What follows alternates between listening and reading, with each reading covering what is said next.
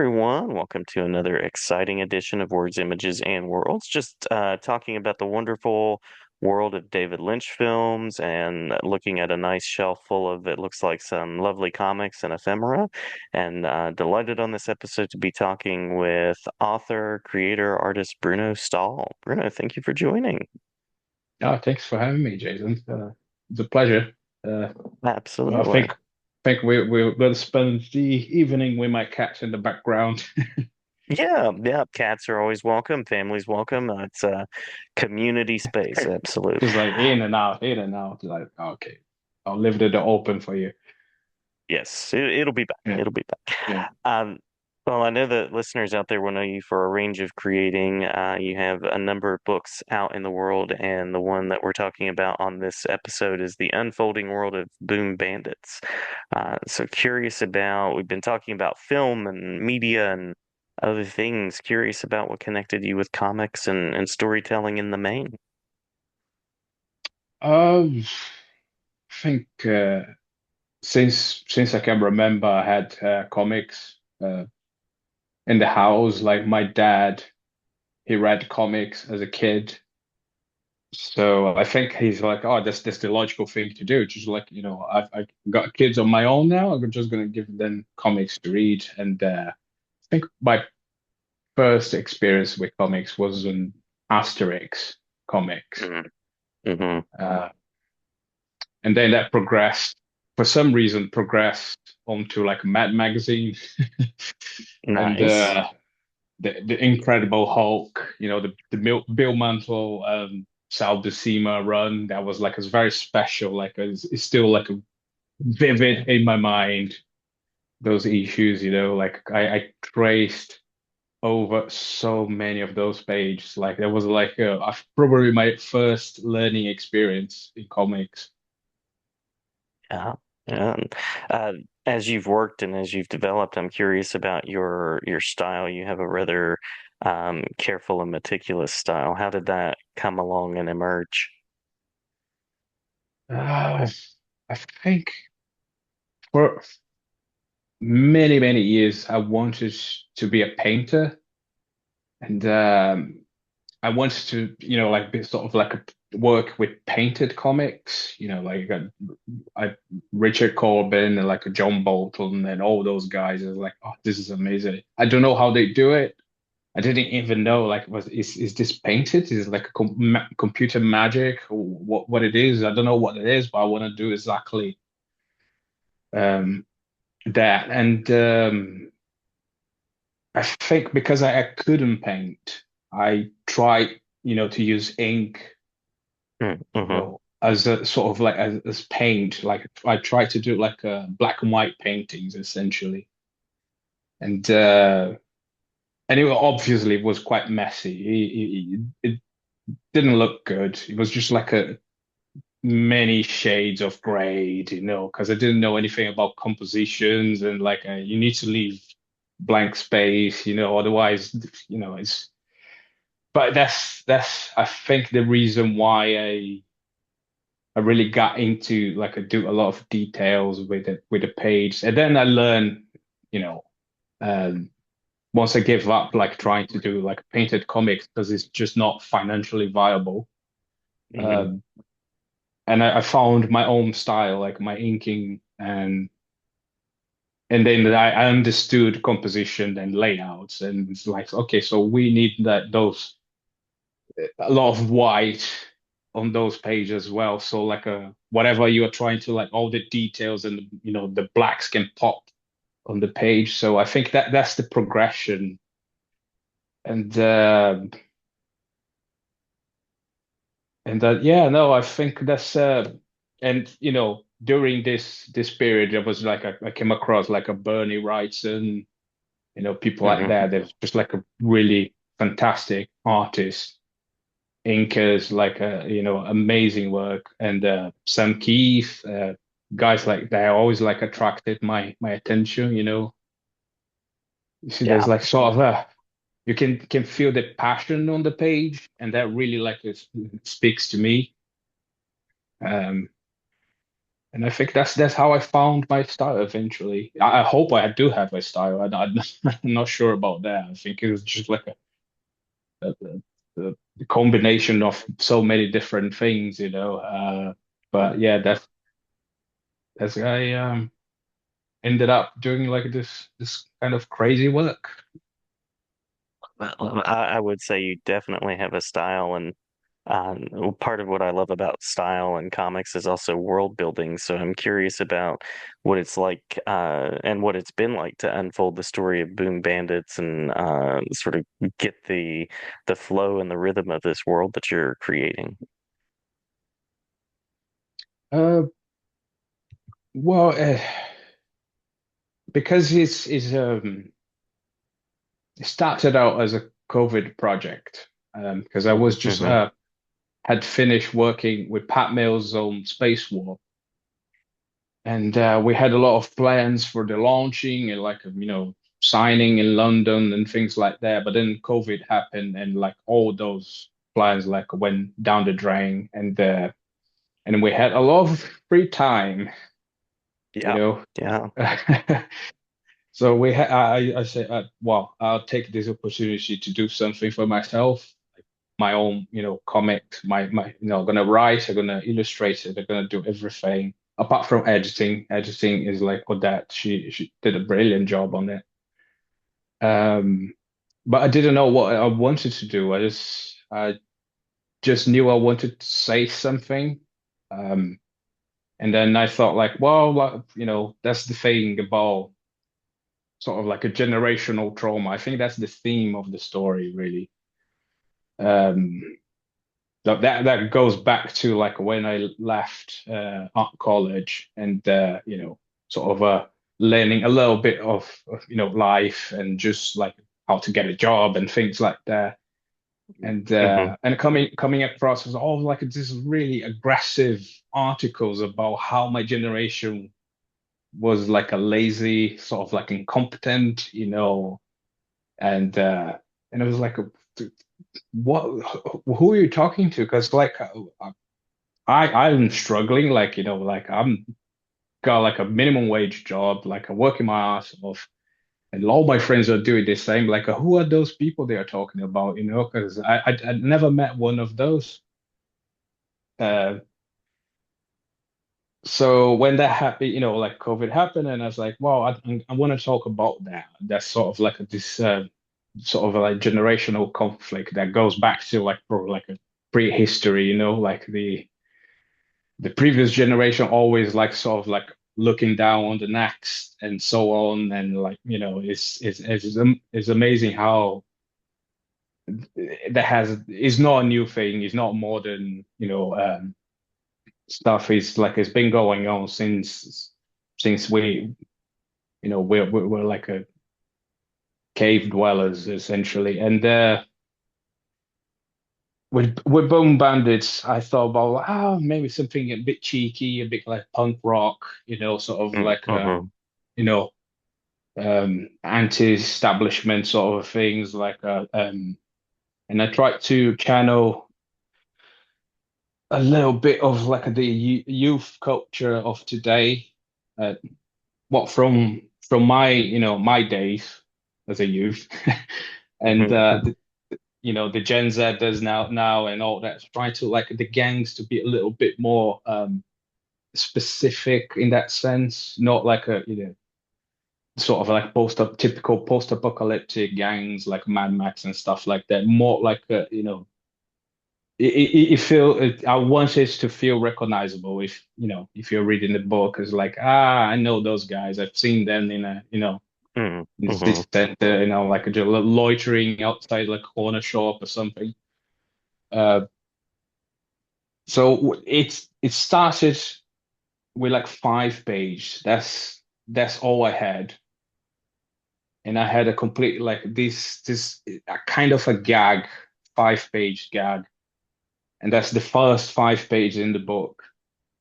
Um, and then I was pretty happy with the results, and I was like, okay, there is a story here. I don't know what the story is, but there's something here, and I can develop this, and just let the characters lead the way, essentially. Um, and that's is how it came about because it was originally published in 3 volumes. So I finished the first volume and we released it, and it was like we got a really good response. And say like, okay, I do have a story for another one. Um, let's see how that goes. And the creative, like the process was similar, it's just I got a sort of a loose idea where this is going, but I don't want to plan out too much, like too meticulously, because it's like some room for like those happy accidents, to because sometimes you just like you're working on something and ideas occur to you just by drawing something in a specific way. That's already okay. Oh, there's another thing that I can explore down the line there. Like so, I keep that in mind, and I'm gonna Hmm. use that. Like it's a very organic process. Probably not the easiest way, um, to write and draw a comic, but it's the way I feel more comfortable with, and I'm doing it for myself. I'm not writing for an artist. If I were writing for an artist, I would probably like be like a full script and all very like a standard. But for me, it's just like it's like a jamming, like it's getting in the studio and let it just like come to you. Um, Hmm. and that yeah, no, I enjoyed it was a hell of a ride, really. Because Yeah. by the time we finish second volume, I think we're back to normal, whatever normal is now. COVID was thing of the past, so it was a very different world when the second volume came out. So I think there's some influence of what was happening back then in the book as well. I'm still not sure what exactly, but is that somewhere? Yeah. Yeah. I imagine there was a good bit of processing that you got to do there with the book, and it's been compared to heavy metal and the glory days of heavy metal, so that's quite a nice nod as well. Oh, that's yeah. Well, I don't know who said that, but like that's thank you, whoever you are. Yeah, no, heavy metal definitely is it was a really important comic for my formative years. Like because as I say, Richard Corbin is a huge influence. I think the way more not stylistically speaking, but more like the way he approached comics, like Mm-hmm. very conscious. That's not the word because it's I was just like saying like how I enjoy like the organic process, and I was talking about like it being very conscious about making comics. But like there's something that the old story like a know the rules so you can break it sort of thing, like so you can see like a Corbin being a master. He knows every single thing about comics, and then he just break every single rule as he feels like, like and I think Yeah. that's the magic really. Um, and Mobius, of course, like Mobius is so influential to this day. Not only to comics, but like film, animation, probably even music somehow. But I'm sure there will be bands like being influenced by Mobius as well. Um, yeah, no. There are like so many Spanish artists. I can't remember the names now, but they're all in heavy metal. And I was reading that when I wasn't supposed to because I was a kid. Somehow I was like, Right. they always had that sort of the older kid who has a brother who get hold of those, and Hmm. we're all reading those comics. Yeah, no, and then I ended up working for heavy metal when Kevin Eastman was still running the show. Hmm. Hmm. So that was a bit of a probably my first you know real gig because I've been working on and off with comics professionally since I was 18. But I think the heavy metal one was like the first time I was like, okay, this is serious. Um, yeah, and I really enjoyed that. So yeah, I think that it doesn't surprise me someone like, you know, read the book and say like, oh, this is feels like heavy metal. Hmm. Lots of influences. Lots of Yeah. influences. Um, you mentioned the process of kind of building the book and getting it out there during COVID. What's the collaboration been on it like, and what has that process been like to get it out to readers? Yeah, the collaboration has been more like between me and the editor Odette, and she's done a fantastic job. And I'm one of those oddities, you know, who actually enjoy working with an editor. I Hmm. don't Hmm. hate it. I don't hate the interference. Like, I actually feel like, like there was like just a couple of things that we didn't agree on. Everything else, I just like whatever she said, I took on board and I changed it, and she was right, So and because I think you need that. You need someone steering the ship. Sometimes you get lost in your own, thoughts and crazy ideas, and it can be too much sometimes. And you need someone that's as grounded and is not as emotionally connected to the work. Is gonna just, give you the cold facts, and then you have to deal with it. If it's not working, it's not working. Forget it. Uh, do something else. And yeah, she's being really, really important to, shaping up the book. And it only what it is because, I was working with an editor. If it was just like working on my own, it probably would be like a mess. Um, um, not because I know some, I can edit stuff, probably other people's work, not my own. Hmm. Hmm.